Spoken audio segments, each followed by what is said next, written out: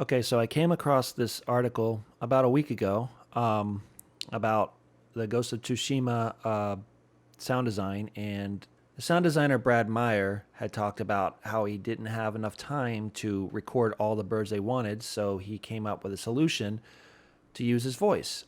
You can read the article here. I'm going to link it in the description. I decided to go ahead and give this a whirl, and I found on YouTube a recording of a cardinal. So I took the first 10-second clip, and this is what it is.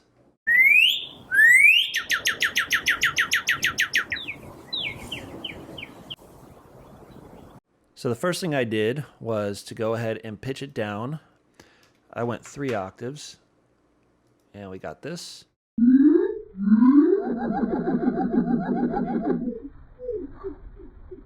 So now it's in a lot more of a accessible range to the human voice. And we just took it into 3 sections. We've got your first 2, I guess, whistles, and then we've got our chirps in the second section, and then like a warbling type thing on the third section. Let's do that without the effects.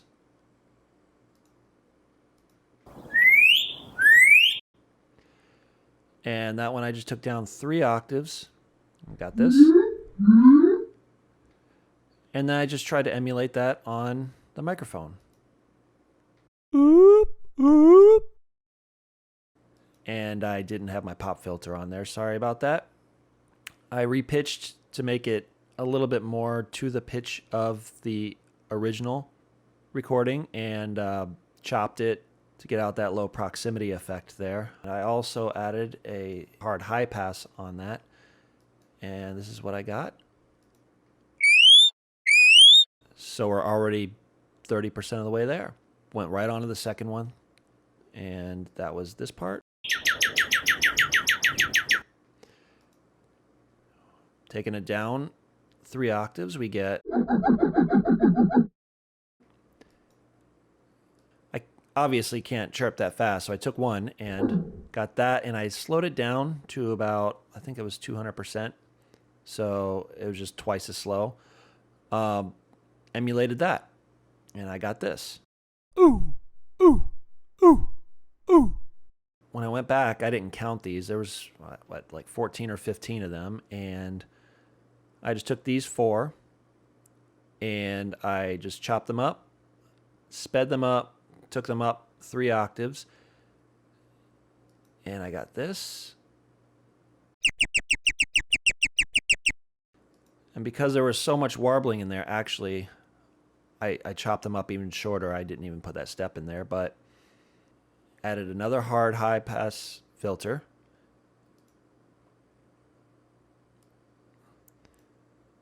And that was pretty much it. And we got this. Again, super easy. Moving on to the third one. That would be this guy here. This one was a little harder just because that first chirp, it's like an octave jump if you're a vocalist. But I went ahead and I took it down.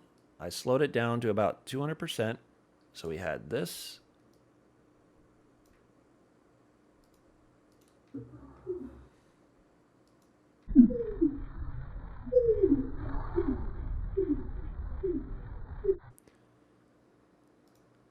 And that's where I got this guy here.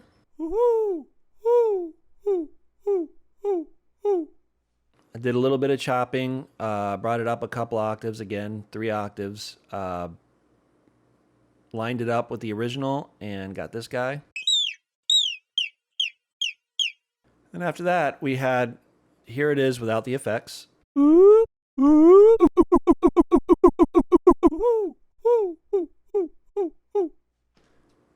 Basic chopping gets it 90% of the way there. Then when we add the effects in, we get this guy here.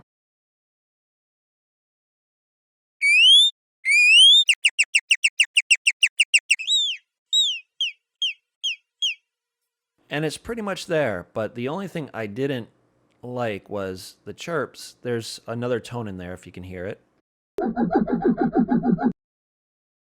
It's like maybe a fifth. It's really hard to just guess.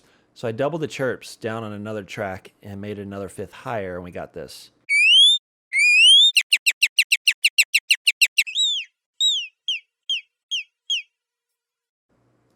And when we compare it to the original,